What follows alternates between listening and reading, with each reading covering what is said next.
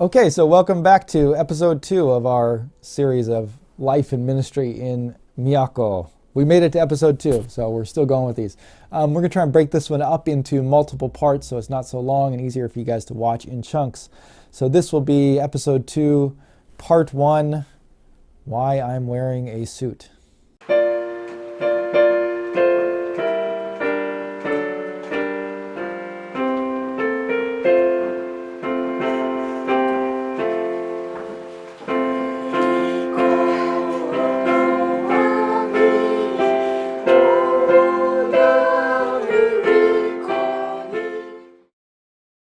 Okay, so why am I wearing a suit? So actually, if you guys have been following along in our email updates, you might already know the answer, but actually I just got back from a funeral, and this is my funeral suit. So in Japan, they have special suits you're supposed to wear to funerals, and this is it. I haven't changed out of it yet because we just got back. But yeah, one of the ladies who's been attending our, the church plants meetings, she's a local believer here in Miyako, and her mother is 94 years old, and she passed away quite suddenly on Sunday night, and so she wasn't at the home gathering that we had on Sunday because her mother was sick, and so we were praying for her mother to get better. But that night, her mother passed away, and it was very shocking and surprising. And so the church, or as much of a church as we've got, the few members that we have, we all kind of rallied around, and Tomo and I rushed over to go and be with her at the funeral home where her mother was, and her family members. She had some cousins and some neighbors who had come with her as well, and there were 3 or 4 other people there. And so we just kind of sat with her and chatted, and it was an interesting time.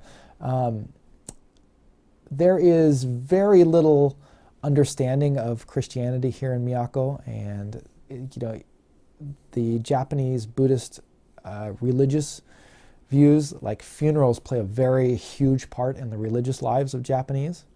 And so it's very rare for there to be a Christian funeral, and the funeral home even really didn't have any idea how to handle a Christian funeral. It seemed like they had all these questions, and they had a lot of concerns as well, because their business is very connected to the local Buddhist temple, because obviously the ceremonies are all tied together. They take the remains to the Buddhist temple to be buried. The Buddhist priests come to do the funeral rites.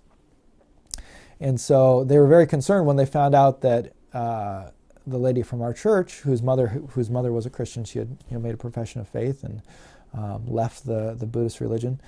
Even despite that, when the lady from our church told them that she wanted a Christian funeral and that she didn't want her mother to be interred in the Buddhist temple where she would be worshipped and venerated, and sacrifices would be made to her. When she told the funeral home that she didn't want that, she was, their mother was a Christian and they didn't want that to happen. The funeral director was very concerned about that because her father was already in the Buddhist temple, and so their family was expected to be a part of it. And in fact, he wouldn't proceed with making any of the arrangements until she had gone to the temple to get permission to not have a Buddhist funeral. And that was just mind-blowing to me to think that she would have to do that. And yet she was very firm in her convictions, and she went and did it and obtained that permission. And so we went ahead with a Christian funeral. And it was interesting. Again, it was just such a stark reminder of how little knowledge of Christ or Christian things there is in Miyako. It's been said that the temples here have a very strong influence on people.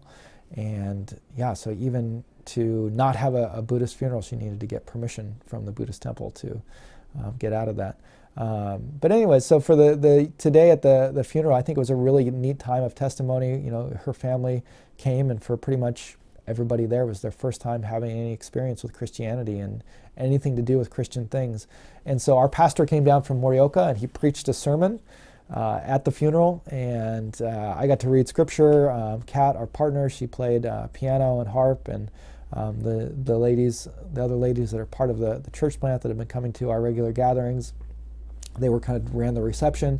So I think it was a neat testimony to see all of these Christian people that we didn't really know her mother very well. And in fact, me and Tomo We'd only spoken to the lady a few times. She'd also been to Morioka a couple of times, so we didn't know her that well either. And yet to see all of us kind of rather rallying around and being a part of that, trying to help her during that time, I think was a good testimony. And then just the chance to share the gospel and to read the scriptures and to sing hymns.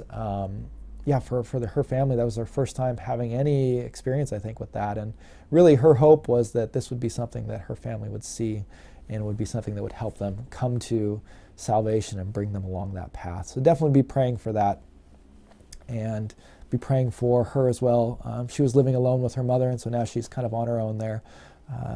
So be praying for comfort for her as she mourns the loss of her mother, and then also just for our kind of little church plant and the people that are part of it to really rally around her and act as a church that we hope to become.